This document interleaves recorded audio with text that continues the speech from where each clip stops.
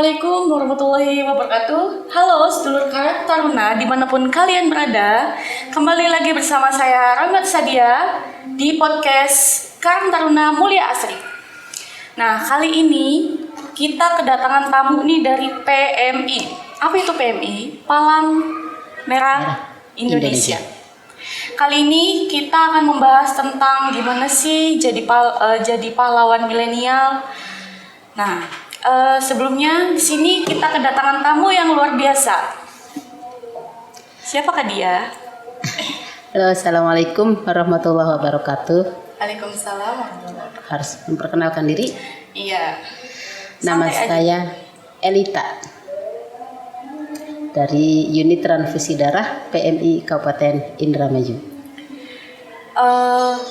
Sebelum ke tema, kita ngobrol dulu ya Bu ya. Sebelum Ibu bergabung di PMI itu, pekerjaan Ibu sebelumnya apa? Pengalaman pribadi gitu. Kebetulan memang saya bergabung di PMI itu dari zamannya SMP, Mbak. Wow. SMP itu saya sebagai Palang Merah Remaja tingkatnya Madya. Jadi kalau di PMI itu ada namanya Palang Merah Remaja, mungkin Mbak dan Mas semua sudah tahu. Kalau SD itu namanya tingkatannya Mula, kalau SMP itu Madya, SMA itu Wira. Saya dari SMP bergabung di Madya, di SMP Negeri 1 Sindang kalau sekarang, kalau dulu SMP Negeri 1 Indramayu. Lalu di SMA juga saya bergabung di PMR Wira. Sekarang namanya SMA Negeri 1 Sindang, zaman dulu namanya SMA Negeri Indramayu. Maklum saya orang dulu soalnya. Setelah itu saya juga sempat gabung di Korps Sukarela. Selepas SMA saya gabung di Korps Sukarela. Setelah itu baru langsung bergabung di PMI setelah melalui pendidikan transfusi darah. Tuh. PMI itu apa sih Bu sebenarnya? Kayak bergerak di bidang apa gitu? Kita kan sebagai kaula muda yang belum mengerti apa-apa gitu kan, pengen jadi relawan milenial nih gitu. PMI itu apa sih gitu? Pasti banyak nih yang masih tanya-tanya gitu. Taunya PMI itu cuma itu yang tempat buat donor darah itu ya gitu. Ya. PMI itu sebetulnya organisasi ya Mbak, organisasi sosial yang bergerak di bidang kemanusiaan. Dan PMI itu berdiri di Indonesia, itu PMI itu berdiri sejalan dengan kemerdekaan Indonesia. Setelah kita diserah terimakan dari Palang Merah Belanda saat itu. Jadi memang di Indonesia itu mulai resmi itu tanggal 17 September 1945. Jadi cuma beda 1 bulan setelah RI merdeka. Tua banget ya Bu ya? Ya, sama dengan usia negara kita itu ya. Dan pelopornya saat itu adalah wakil presiden yang saat itu, yaitu Muhammad Hatta.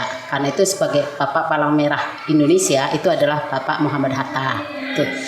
Bergeraknya dalam bidang apa? Banyak sekali bidang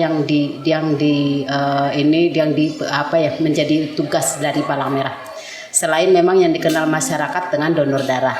Tapi mungkin Mbak-mbak juga atau Mas-mas pernah lihat di bencana alam dimanapun ada relawan kami menggunakan rompi PMI tergabung di sana. Kalau secara struktur, jadi di dalam Palang Merah Indonesia itu ada 2 unit. Ada 2 unit kegiatan. Yang pertama adalah unit markas, yang kedua adalah unit donor darah. Unit donor darah bergerak dalam bidang mulai dari pencarian donor, pelaksanaan pengambilan darahnya, lalu pemeriksaan penyakitnya, pengolahannya, pengamanannya, dan pendistribusiannya. Itu untuk unit donor darahnya. Sementara untuk unit markasnya dimulai dari bencana alamnya, pencarian korban yang hilang, bergerak juga dalam bidang kemanusiaan kayak pendidikan remaja, mungkin Mbak-mbak atau Mas-mas kenal yang namanya Palang Merah Remaja. Atau kita juga kadang ikut di dalam pembangunan masyarakat desa dengan misalnya ada gerakan Sayang Ibu, ada gerakan Santri Raksa Desa dan sebagainya, kita bergerak di dalamnya. Atau kita juga ada yang namanya pelayanan ambulan. Jadi ambulan kami juga terkadang dimintai bantuan oleh beberapa orang atau ini. Lalu kita juga terkadang dilibatkan dalam kegiatan-kegiatan sebagai petugas pertolongan pertama di kegiatan entertainment kayak musik, kayak konser musik dan sebagainya itu juga ada. Jadi sebetulnya yang jauh lebih luas kegiatannya itu adalah unit markas. Karena di situ terkadang kita juga di dalam misi kemanusiaan kayak misalnya di dalam perang, kayak misalnya penyanderaan, kadang kita sebagai mediasi.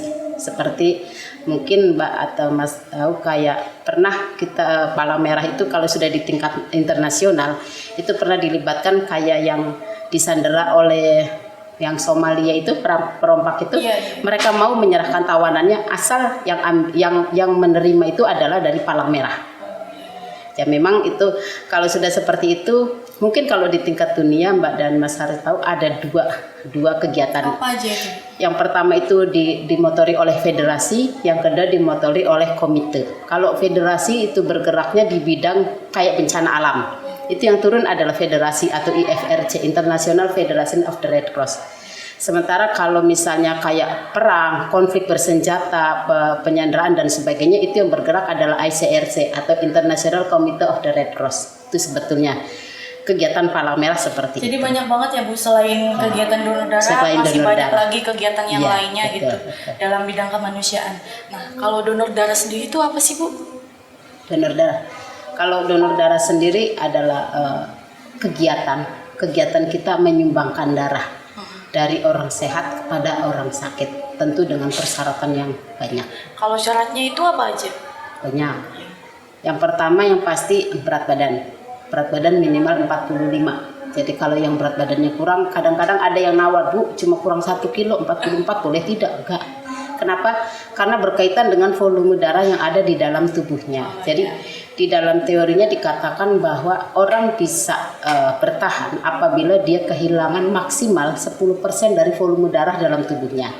Secara teori bahwa di dalam tubuh kita itu berat badan dikalikan 1/13 itu adalah volume darah. Jadi mungkin bisa dihitung masing-masing. Kalau berat badannya kurang dari 45 dibagi 13 itu berarti berapa volumenya, berapa liter. Kalau diambil sekian ratus cc maka mungkin tubuh akan terganggu fungsinya nantinya dari berat badan. Yang kedua dari usia minimal 17 tahun, berkaitannya dengan masih masa tumbuh kembang. Jadi kalau orang habis donor darah maka tubuh akan dirangsang untuk membentuk sel-sel darah yang baru.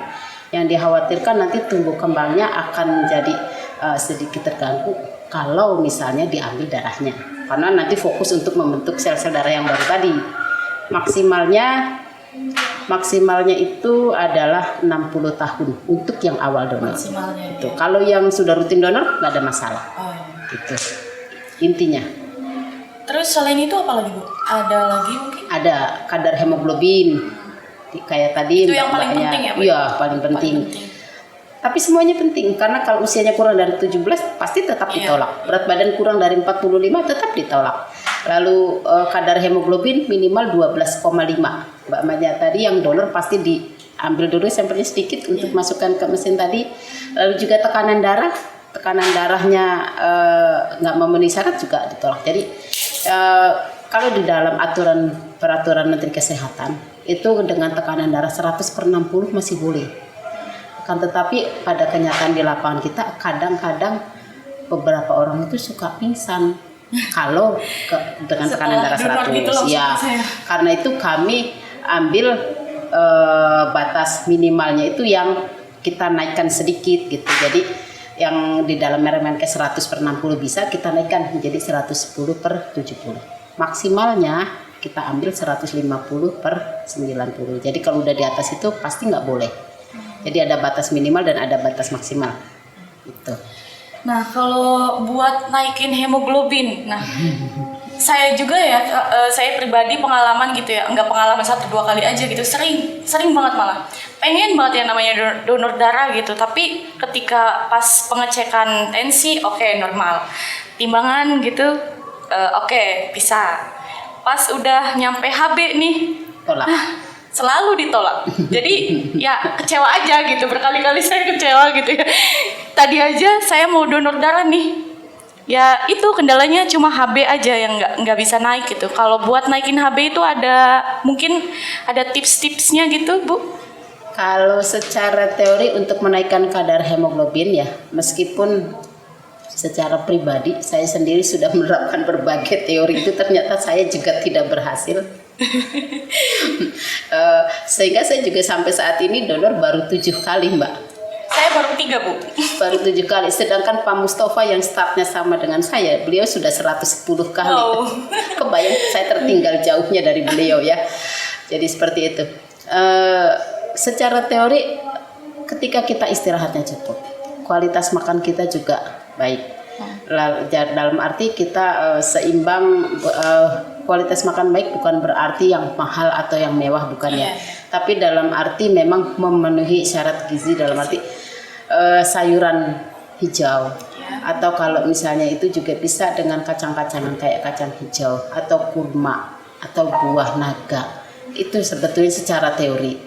Tetapi ya itu tadi, kembali lagi kepada mungkin kualitas makan sudah kita perbaiki, tapi kualitas hidup kita masih kurang bagus. Misalnya tetap aja tidurnya kita nggak bagus misalnya, sehingga ya akhirnya berpengaruh seperti itu.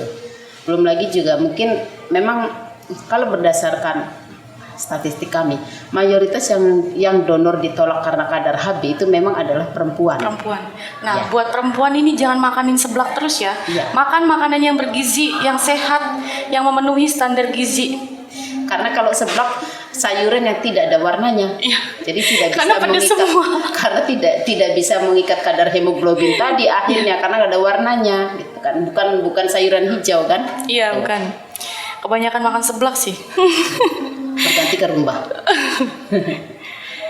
Terus kalau pengolahan darahnya itu dari awal sampai ke tangan yang membutuhkan gitu, gimana, Bu? Jadi yang pertama mungkin Mbaknya bisa lihat, pertama tadi melalui seleksi donor tadi ya. Iya. Jadi seleksi donor tadi untuk melindungi kesehatan orang yang menyumbangkan darah. Seleksi donor tadi ya. Jadi ketika orang mau donor, maka dia diseleksi yang tadi, persyaratan yang tadi itu semua. Ya.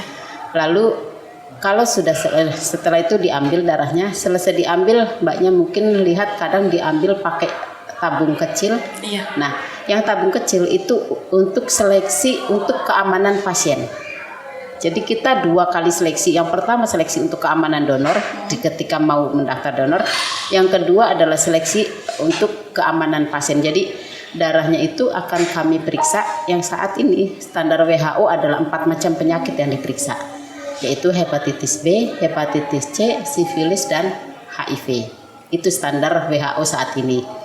Dan dari 4 itu kalau kita temukan 1, maka darah tidak bisa diberikan kepada pasien. Itu intinya. Nah, sekarang kan lagi pandemi ya, Bu. Kalau kendalanya dalam mendapatkan Darah. ya itu gimana, Bu? Dalam situasi pandemi kayak gini gitu. Kan biasanya misalkan setiap 3 bulan itu dapat berapa labu, tapi karena pandemi jadi berkurang gitu, Bu. Ya. Memang kalau secara standar dari WHO dan standar dari nasional, idealnya adalah bahwa persediaan darah itu adalah minimal 2% dari jumlah penduduk. Kita padahal cuma mensyaratkan 2%. Jadi bisa dihitung. Saya kemarin kebetulan browsing di BPS, Indramayu saat ini sudah 1,8 juta penduduknya. 1.834 sampai hafal ya.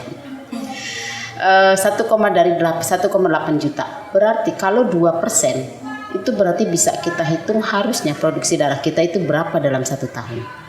Ya. Sementara saat ini kita Indramayu itu terakhir di 2020 kemarin kita punya apa ya?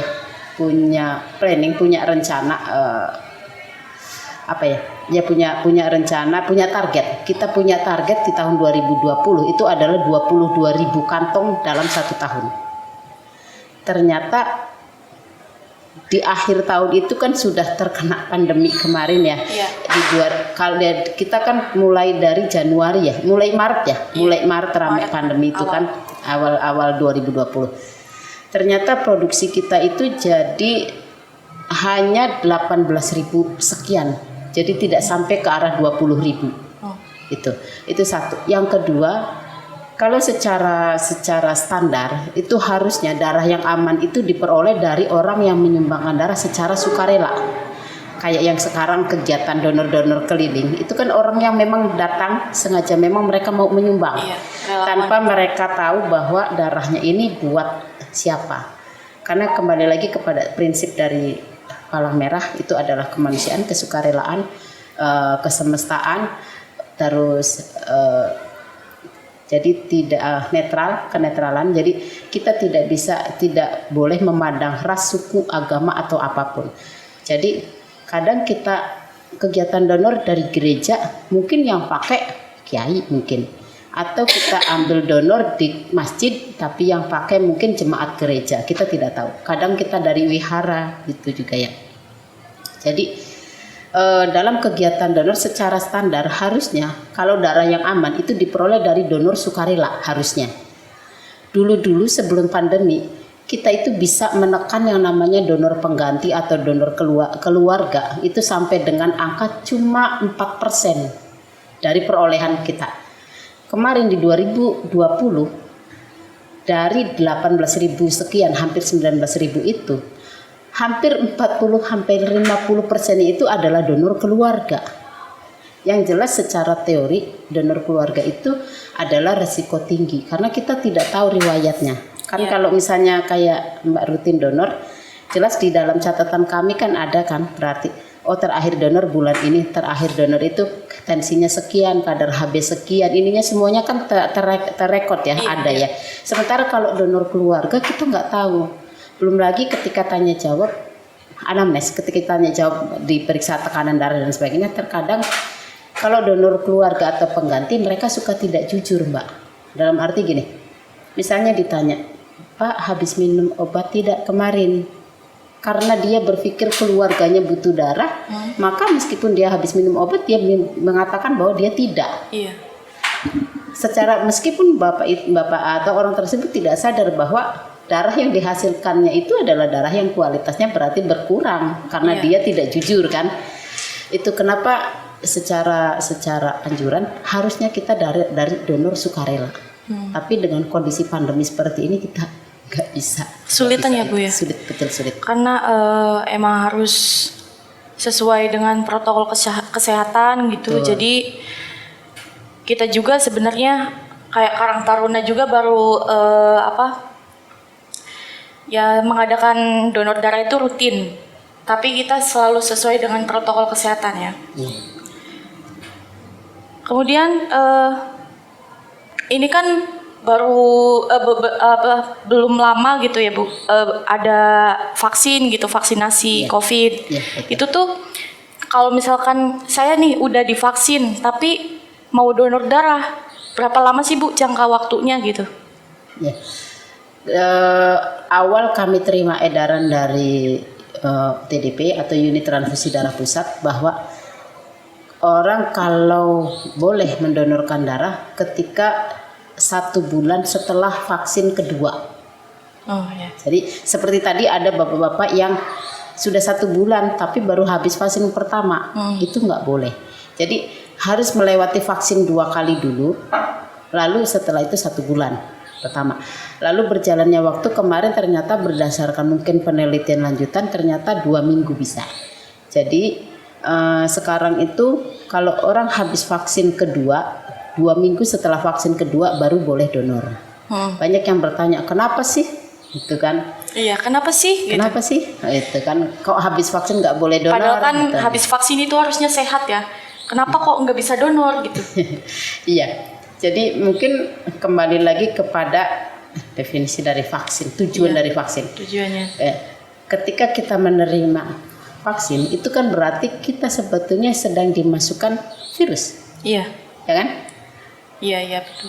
Jadi misalnya kayak vaksin hepatitis B, kita masukkan virus hepatitis B ke dalam tubuh kita supaya tubuh kita membentuk antibodi, membentuk tentaranya. Jadi tubuh kita mengenali ini nih nanti yang akan menyerang kita. Jadi mereka di dalam tubuh kita akan membuat tentara, akan membuat antibodi untuk melawan si virus tersebut. Nah, Otomatis kalau misalnya kita baru disuntik vaksin, berarti kita lagi membentuk tentara karena memang secara sadar kita baru memasukkan bibit penyakit kan? Iya. Nah, kalau darah kita yang baru dimasukkan bibit penyakit diambil diberikan ke orang, pastikan menular. Iya, betul. Itu sebetulnya. Jadi nggak boleh. Satu itu, yang kedua sayang, lagi membentuk tentaranya nanti dikurangin. Kalau prosedur buat dapetin labu darah tuh gimana sih, Bu? Apa aja gitu? Sebetulnya sih simple Mbak, cuma dua. Yang pertama harus dirawat di rumah sakit, Ya. nggak boleh puskesmas, nggak boleh klinik, Gak boleh di rumah. nggak boleh di rumah. Itu satu. Yang kedua ada surat permintaan darah yang ditandatangani oleh dokter yang merawat. Iya. Yang ketiga, tiga ya. Yang ketiga adalah harus membawa contoh darah pasiennya. Jadi kembali lagi seperti yang Mbak tanyakan tadi, prosesnya apa saja sih yang dilakukan oleh PMI. Jadi kalau darah setelah diperiksa penyakit, misalnya tidak ada penyakit apapun, maka darah itu baru akan diolah, dijadikan sel merahnya sendiri, plasma darahnya sendiri, atau terkadang kalau ada pasien membutuhkan trombosit, diolah trombositnya sendiri, seperti itu. Lalu baru disimpan masing-masing komponen itu sesuai penyimpanannya masing-masing. Setelah itu baru kalau ada pasien itu membawa surat permintaan dan contoh darah, lalu baru dicocokkan. Ada proses yang namanya uji silang serasi atau uji cocok serasi. Jadi kalau darah pasien itu dicocokkan dengan darah donor.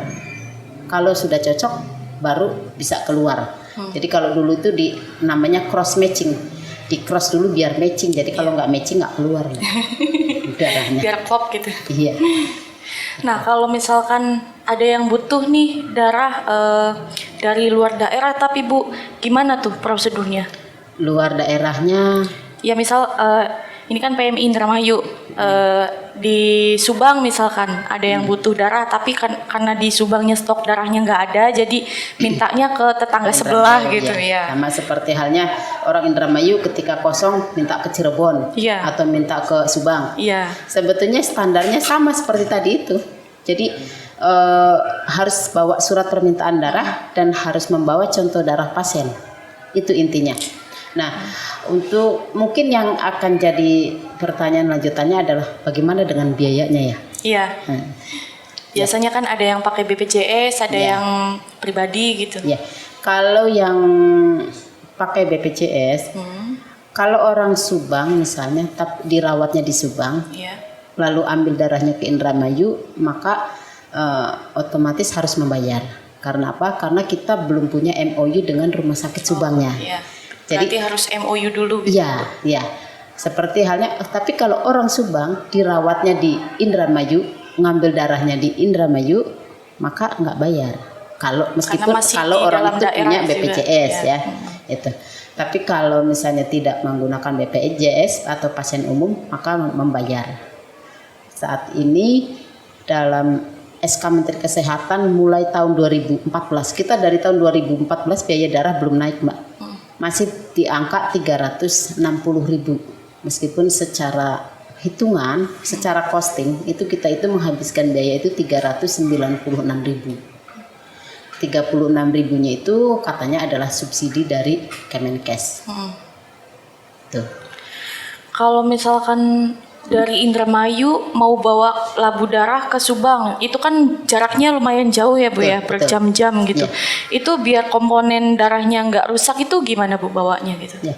Jadi biasanya kalau yang dari Subang biasanya itu untuk ke PMI Indramayu itu sebelumnya mereka pasti telepon dulu, Mbak. Seperti halnya juga kalau pasien dari Indramayu mau ke Cirebon, itu biasanya kita sarankan pada keluarga pasien itu untuk telepon dulu ada tidak darahnya. Kalau misalnya sudah yakin ada, supaya tidak membuang waktu, tenaga, lalu minimal bensin ke sana kan. Itu kalau sudah telepon dan di sana ada, nanti disediakan untuk pasien nyonya A, misalnya kebutuhannya B, PRC itu tadi itu. Jadi kebutuhan darah itu bervariasi, bisa PRC, bisa darah lengkap, bisa plasma, bisa trombosit gitu ya. Nanti biasanya kalau di sana biasanya PMI setempat itu akan menyarankan, Bu, nanti bawa box darah. Itu biasanya. Lalu di box darah itu kalau misalnya ketika sampai di Indramayu, kalau kami di Indramayu ya, ketika sampai di Indramayu, ketika misalnya box darahnya itu tidak ada esnya atau tidak ada ice packnya, maka biasanya kita berikan ice pack supaya suhunya tetap terjaga sampai dengan tempat. Itu. Kalau manfaat donor darah itu apa aja, Bu? Yang pertama jelas secara apa ya? Secara sosial jelas kita ada kepuasan tersendiri bisa nolong orang lain. Lalu secara agama insya Allah juga mungkin akan menjadi pahala buat kita. Iya, amin. Lalu yang mungkin lanjutnya adalah secara medis ya. Secara ke tubuh kita ada tidak sih manfaatnya apa gitu sih, kan? manfaatnya apa gitu. Jadi sebetulnya kembali lagi kepada teori Mbak bahwa usia sel darah merah kita itu adalah 120 hari. Karena itu kenapa jarak aman donor itu idealnya adalah 3 bulan, atau 90 hari. Berarti itu adalah sel darah yang usianya sudah 90 hari. Yang sebetulnya hidupnya juga cuma tinggal 30 hari di tubuh kita. Jadi kalau misalnya setelah 120 hari maka sel darah itu akan mati. Ya, secara hukum alam kan semua makhluk yang bernyawa pasti mati. Akan mati. Nah, seperti itu juga sel darah merah. Ketika usianya sudah 120 hari maka dia akan mati. Ketika mati maka di dalam tubuh kita akan menjadi zat sisa. Akan menjadi kalau dibilang sampah sih sampah dan harus dikeluarkan oleh tubuh. Selalu kalau orang yang selama ini nggak donor keluarnya dari bagaimana gitu kan? Nanti malah jadi toksik ya, Bu. Nah, selama ini keluarnya melalui seluruh cairan yang keluar dari tubuh kita. Tuh. Jadi si darah itu, si sel-sel darah yang mati itu akan diproses oleh organ-organ yang berpengaruh pada sistem sekresi atau sistem penghancuran atau sistem yang memang mengeluarkan toksik di tubuh kita kayak ginjal, limpa, hati, empedu. Mereka semua bekerja bersama-sama mengeluarkan si sampah yang ada tubuh kita seperti itu. Karena itu mungkin terkadang kita nggak sadar tahu-tahu kok BAK kita atau pipis kita kok ada darahnya ya, itu misalnya. Nah itu mungkin berarti sebagai ada indikator mungkin ada salah satu organ dalam tubuh kita yang harusnya bertanggung jawab untuk memproses sel darah yang tadi mati itu, mungkin terganggu fungsinya sedikit, misalnya lagi sakit atau lagi lemah kondisinya sehingga keluarnya masih berbentuk itu. Jadi sebetulnya sih kalau secara teori donor atau enggak donor pasti akan dikeluarkan oleh tubuh kita. Nah lalu kalau gitu kenapa dong harus donor? Nah, ketika kita donor berarti kita meringankan kerja organ yang tadi. Kan harusnya dia kalau udah banyak sel-sel yang mati dia harus kerja keras tuh. Memproses yang tadi. Nah, karena sudah diambil duluan, jadi organ-organ tadi kerjanya menjadi ringan. Gitu. Betulnya sih. Nah, kan katanya gitu ya. Kalau donor darah itu bisa menurunkan berat badan. Benar nggak, Bu? Yang benar itu sebetulnya adalah membakar kalori, Mbak. Jadi kalau misalnya kita diambil 250 mili atau 350 mili, maka akan sekian ratus kalori terbakar sebetulnya, gitu kan. Hanya yang jadi masalah adalah ketika selesai itu di mana-mana kayak habis olahraga, mbaknya juga habis membakar kalori dengan olahraga, mbaknya juga mungkin haus, lapar. Seperti halnya donor juga gitu, habis donor jadi akhirnya suka lapar, gitu. Jadi yang tadi kalori sudah terbakar karena lapar, lalu makannya juga jadi enak, jadi lupa, sehingga ya berat badannya tetap saja akhirnya. Nah, buat kaum perempuan nih khususnya, jadi selain berolahraga, jangan lupa makan yang sehat, jangan seblak terus. Jadi kita juga harus rutin donor darah biar kalorinya terbakar. Biar bisa langsing. Nah, betul. Khusus yang mau menurunkan berat badan ini mah ya. Kalau yang belum cukup berat badannya harus tambah lagi.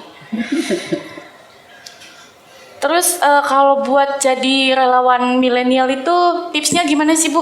buat kita yang masih awam gitu pengen ikut andil dalam kegiatan kemanusiaan gitu, tapi nggak tahu nih caranya gitu. Mungkin ada tips-tips.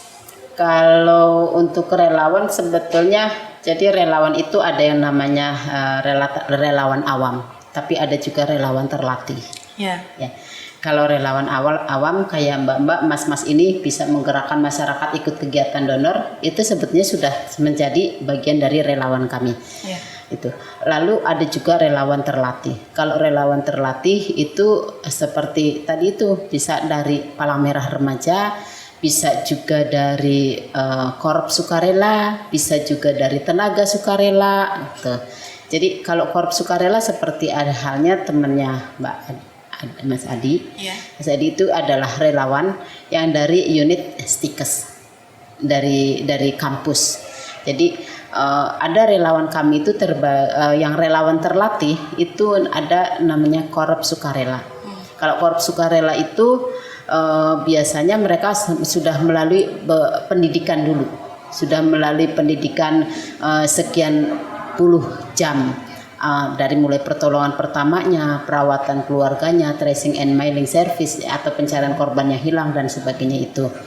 Jadi mereka itu sudah itu yang dinamakan relawan terlatih dan mereka berhak bertugas ke lapangan misalnya jadi tim pertolongan pertama atau misalnya dalam kegawat daruratan atau di bencana alam diterjunkan untuk evakuasi pasien dan sebagainya. Lalu ada juga relawan itu yang namanya tenaga sukarela.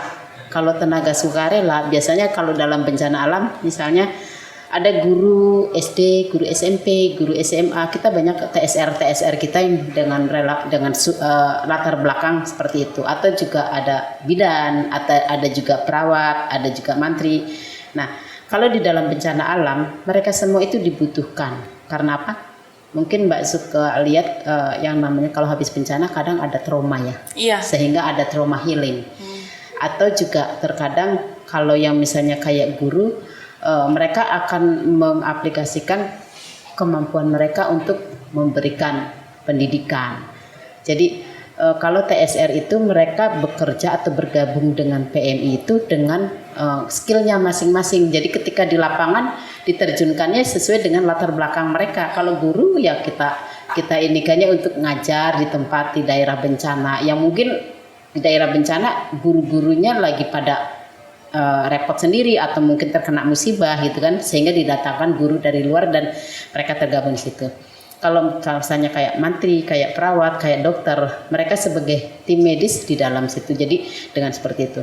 Sementara kalau KSR lebih kepada evakuasi pasien, penanggulangan di dapur umumnya. Kayak kemarin ketika Pertamina kemarin meledak itu, relawan-relawan kami itu satu kali masak itu harus membuat 1.500 bungkus. Kebayang nggak? Banyak banget ya Bu ya. 1.500 satu kali makan sehari 3 kali. Oh. Selama kurang lebih kemarin itu 9 apa 10 hari. Kebayang ya? Itulah. Nah, tadi itu perbincangan kita dengan Ibu Elita dari PMI. Mungkin cukup jelas ya buat kaum milenial yang mau ikut andil dalam kegiatan kemanusiaan gitu. Jadi mungkin dari Ibu ada pesan-kesannya gitu Bu buat kaum milenial khususnya.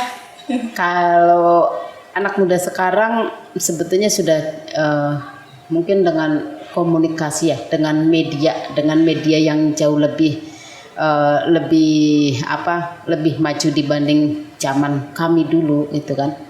Sehingga kalau sekarang banyak teman-teman atau anak-anak muda itu yang jauh lebih bisa menyesuaikan.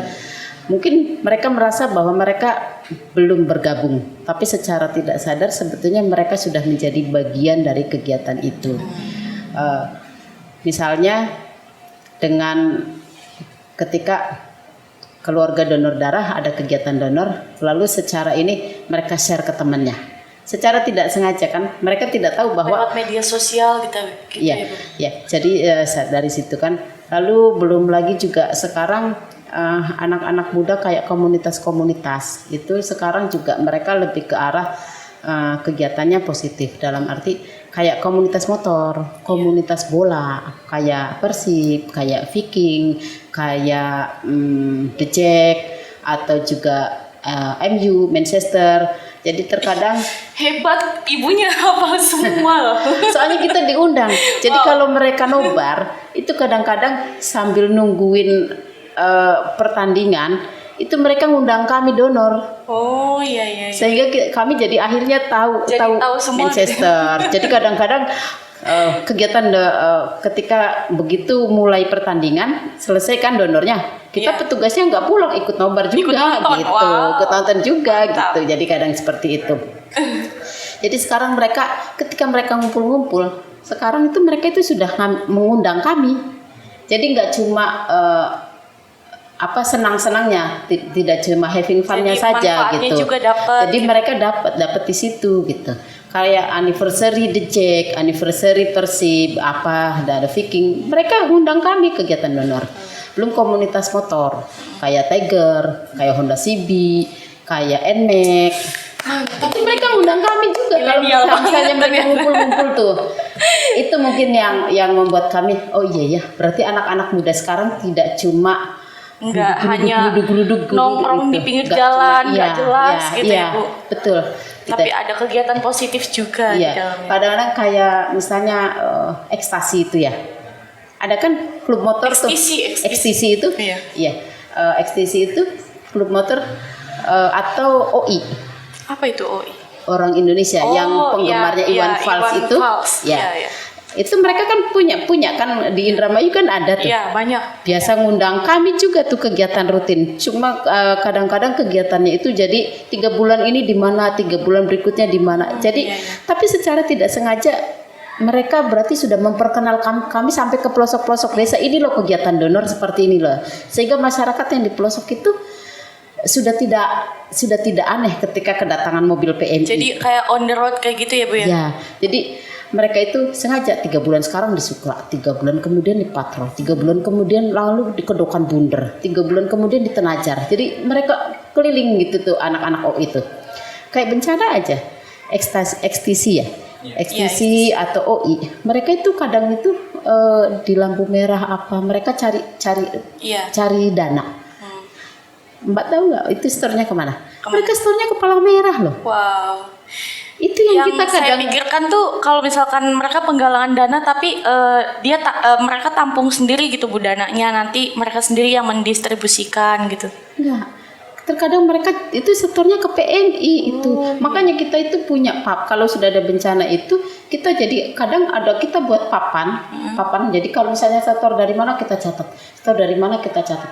Kayak waktu kapan juga komunitas ojol. Mereka itu ngumpulin dana dari pengemudi ojol itu dititipkannya di PMI. Tolong titip ya untuk ke PMI Jogja misalnya waktu itu lagi bencana atau ke PMI mana. Otomatis kalau kami dari PMI Indramayu ya otomatis kirimkannya ya ke PMI lagi kan, ke PMI yang di sana gitu kan. Jadi misalnya dari PMI Indramayu ya kita kirim kayak kemarin ke Garut, kita kirim ke Garut, kita kirim ke Bandung gitu kan, ke PMI Bandung, ke PMI Garut sesuai dengan amanat ketika mereka nitip ke kami gitu. Seperti itu. Oke, ternyata cukup panjang juga ya.